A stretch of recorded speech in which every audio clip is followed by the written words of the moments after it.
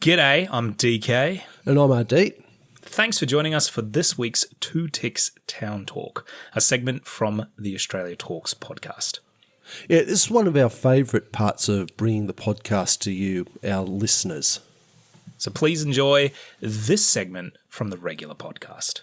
I've been everywhere, man. I've been everywhere, man. Across the desert, fair man. I've breathed the mountain air, man. I've traveled out. All right, we're having a bit of an amble around this town of, or this week's Two Ticks Town Talk, which is Eildon in Victoria. Just a nice part of the country.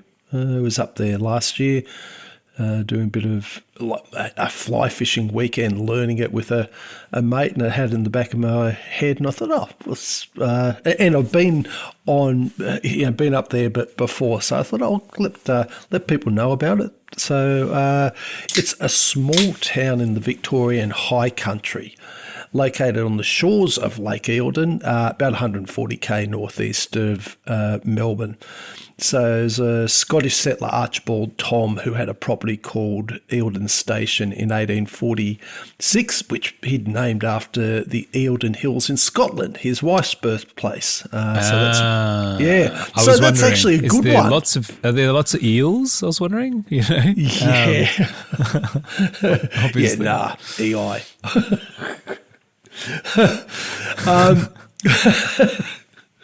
Oh, that was such a danky joke. Yeah, it was. I'm almost embarrassed. Well, it never stops either of us, though, does it? We wouldn't have it any other way. There was a small settlement known as Darlingford, developed in the late 60s following gold discoveries in the area. Though they didn't get much gold out of that. And there was also timber industry started in the district. But Eildon largely emerged in the 1950s to house workers during the construction of the enlarged Eildon Dam, or the dam as it was going to be enlarged at that time. So they were brought into town by the State Rivers and Water Supply Commission to work on building the reservoir. And so we got that shanty town of Eildon beginning to develop. It had 300 permanent houses, and these were pre-cut and fabricated in England and then brought over here and assembled in 14 different plans in an attempt to just sort of make them a bit more interesting and eliminate uniformity, which was a little bit of a surprise to hear to me, because back then you sort of had this sort of feeling that, they just have this let the workers bloody have their same cottages row after row. So to sort of have 14 different plans, I thought that was quite a bit of variety. Well, they may have looked fairly similar, though, because it might have just been different plans for different sizes of families and things like that. Like what's more appropriate, perhaps. Yeah, look, I didn't even look at the plans until you said that. I thought, I just expect them to look a bit more different. Yeah, look, it could be right, but it certainly feels like a lot of options, though. 14 designs is a fair amount. So yeah, it's a different mindset to what I imagine, which I might be imagining incorrectly. And also they put in roads, water supply, drainage, and electricity at that time. And people who weren't living in the prefabs lived in tents. And the earlier mentioned original Darlingford township was flooded once the rising waters of the reservoir occurred, once it was enabled. So today it's a popular holiday and water sports destination. So you've got pubs, supermarkets, cafes, etc. It's also got deep Aboriginal history as part of the Dungwarong people, or Dungwarong County, and they're a mob of the Kulin nations, and they've got traditional connections to the Goulburn River and its tributaries, which is the main river that flows there through the land's now occupied by Lake Eildon, the surrounding high country. So they've been there for tens of thousands of years prior to European settlement. Its status is one of Victoria's premier inland recreation spots. I've got links in the show notes, and you can see why. You can get a good sort of overview of Lake Eildon itself, because the lake itself has got a surface area of just under 14,000 hectares when it's full, and a shoreline. Oh, have a guess how long its shoreline is.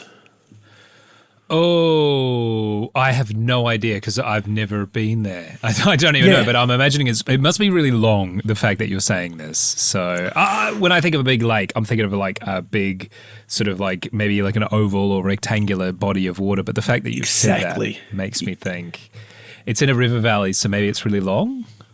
Yeah, it's a whole. It's got a shoreline of 515 kilometres.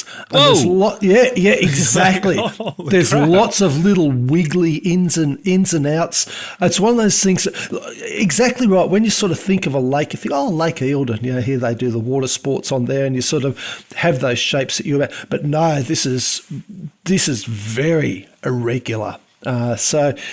Yeah, have when you get to it afterwards, have a look at the on the map. It's an unusually shaped thing, and once you account for all that, that's a lot of shoreline.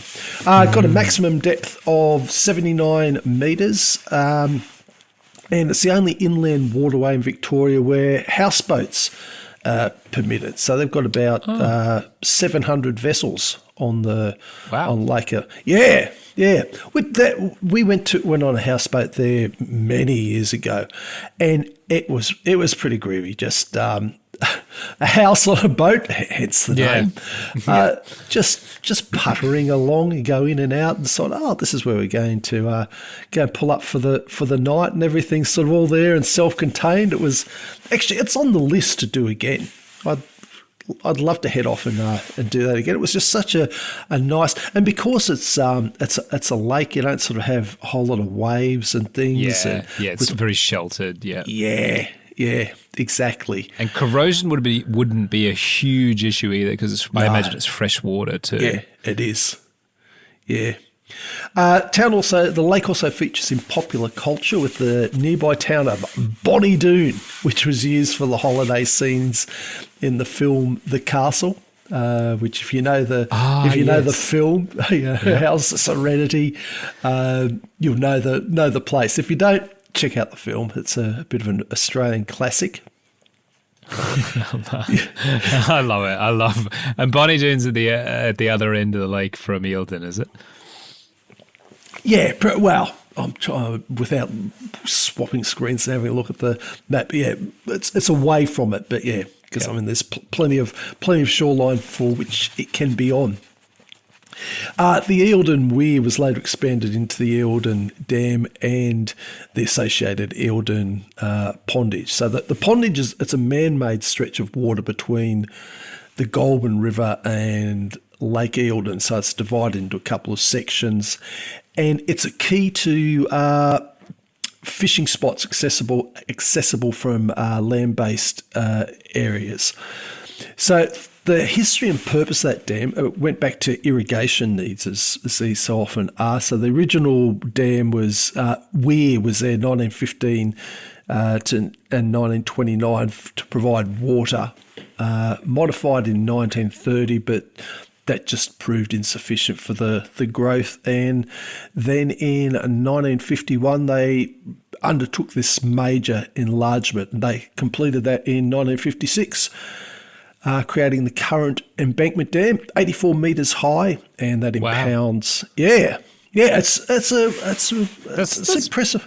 Yeah, probably not the tallest dam in the world, but when you're there, standing there and having a look up at it, it's still impressive. And then when the amount of water you see that's holding back, yeah, you better not spring a leak, I tell you.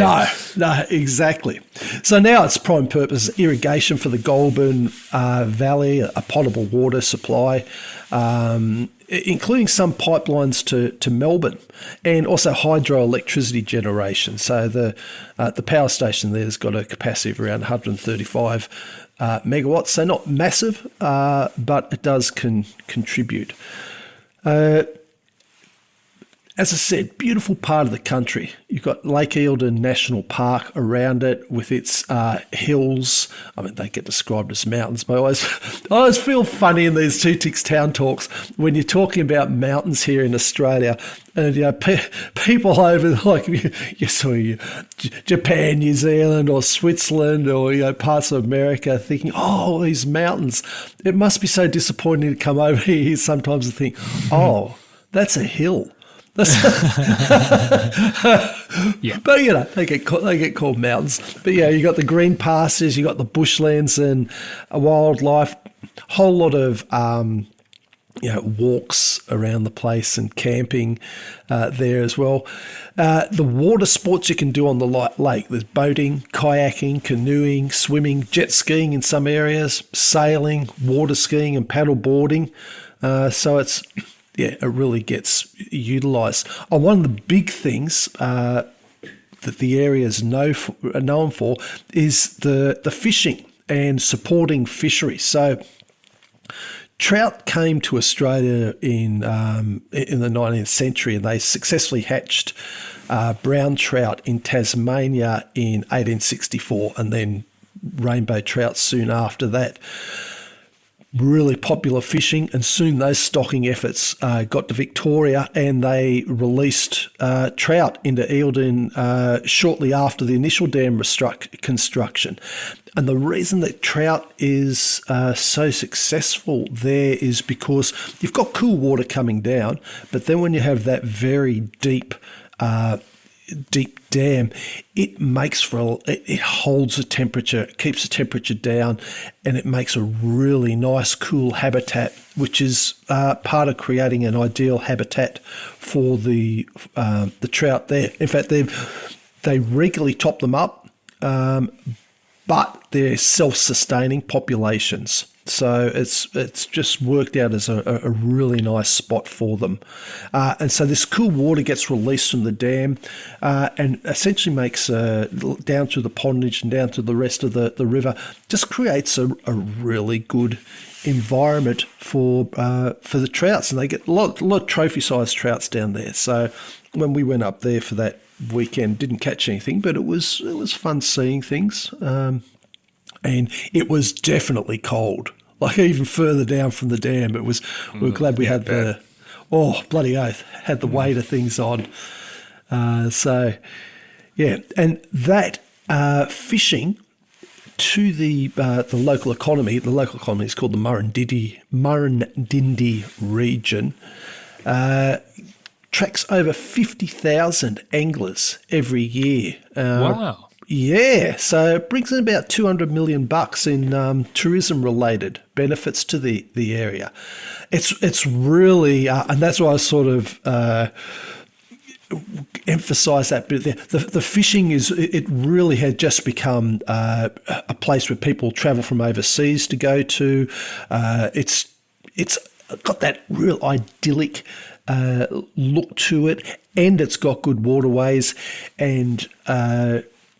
Very popular. And there's a fair bit of room too to fish. It's not exactly, side by side. It's a fair bit of countryside. And look, my opinions on bureaucracies, but the Victorian Fishing Authority, the VFA, who stock this and other waterways in Victoria, have done a really good job here. And they seem to do a solid job overall. Now, I'm not really a fisherman, but I do have my licence, which means I get their newsletter and updates.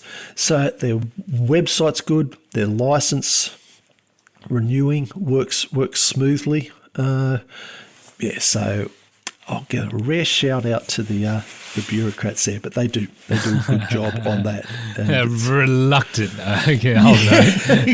Yeah, but look, credit where it's due. They've really, and they've created a very profitable, self-sustaining industry for the area. So yeah, that was a good job on them. So look, they've also with the stocking and sort of evolving the fishing, they've also had a bit of a shift as well. So they've got the trout in there and redfin, but then they started doing another stocking program for mixed native fisheries. So they've introduced Murray cod and golden perch, and the way they've managed them, they're taking off as well. So the trout's the important one, especially in the cooler periods, but it has become a multi-species a multi-species area, and they've got like year-round opportunities targeting both introduced and native species. So look, it's a nice part of the world. The fishing I thought was a particularly notable thing, and the dam is it's just to me it's an impressive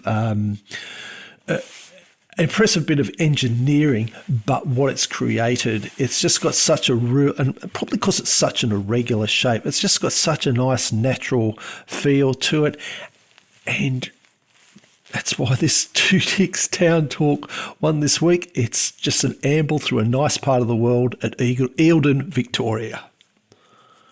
Ah, very good. Another one to add to the list, though I feel like this one's quite like, because I've looked up where it is. Yep. It is very close to Melbourne, so I'd imagine if you're Victorian based, particularly around the Melbourne Port Phillip area, it's not that far away. Like, what's that? Probably an hour, maybe an hour and a bit out of the city. So I think it took us a couple of hours to get up there, because you go through, and the drive up is really good. You go through